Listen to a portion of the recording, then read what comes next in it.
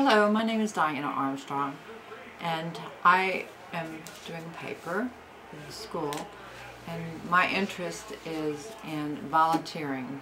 And the reason that I'm even stronger, have stronger feelings about volunteering is the just recent droughts that Texas went through last year. I live in Houston, and we go to a lot of the state parks, and we enjoy going to the state parks. It makes a difference to the kids, to our children and family members. And the drought last year was pretty devastating for the state of Texas and all across the nation, actually. And one of my interests was the drought and the fires that devastated Bastrop Park, State Park in Texas, and which is right out of Austin. There, that year, which was just last year, last summer, we didn't have any rainfall. And I remembering back, I mean, it was from September of 2010 that we started at that time that we hadn't seen any rain, and then it continued on through 2011, and it was pretty scary not having, and you know, something that you're used to. You're used to April showers, but it even continued through the summer, and the heat was so intense. You just didn't go outside. You stayed inside, where you weren't exposed to the sun. And as I've gotten older, I really try hard not to get in the sun, because it really plays havoc on you. But the fires that were in the park, I mean, it wasn't just in the park, it was all across Texas. And even in our backyards, my sister lives in Spring, and there were areas in Spring that was certain areas that were caught on fire. I mean, it just didn't take much. It just took a spark to set these fires off. And then there was a fire in Waller, which is just down the road from me, and in Montgomery County. I mean, I've just never seen anything like this, seeing all these fires. And then I was driving to my niece, and driving across the Santa Center Bridge to my niece. She lives in Liberty. And to see the trees just decimated from the dry spell, it was just horrific. And all my life, and I've been in Texas for quite some time, since I was born here, and I've just never seen anything like that. And I've seen some droughts in Texas, but nothing like this. I have my own personal theory on it, but I know there have been times that there were droughts in Texas that they indicated. After reading up on it, the last drought was back in the 1950s, which was the year I was born, the early 1950s.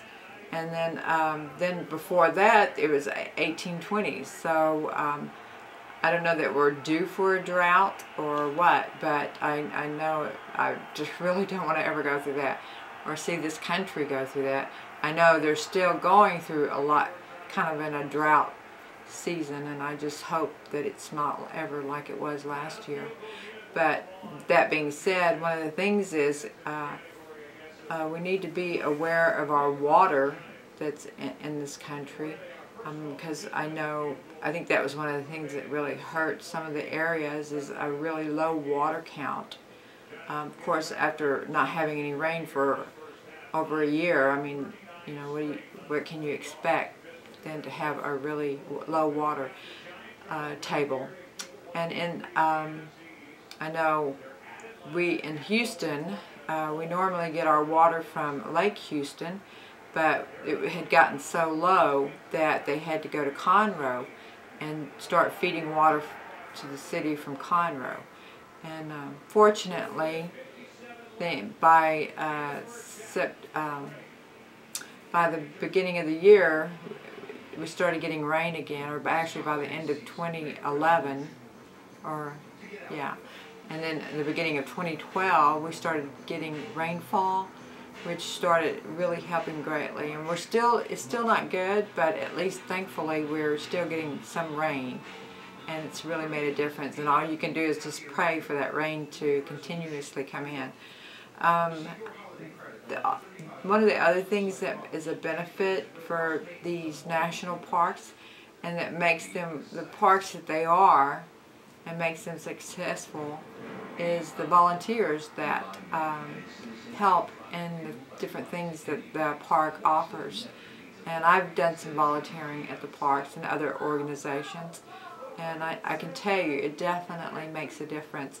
And it's also not just that it makes a difference, that it's a sense of responsibility and a sense of pride that you have when you do volunteer in those different things. Usually the state parks, they're not privately owned, and it is owned by the states, and usually it's such an affordable thing for families to do that to lose that would be a really destructive thing for the country, because so many families depend on it. And for children to be able to have places to go, it makes a difference. I know it made a difference with my son.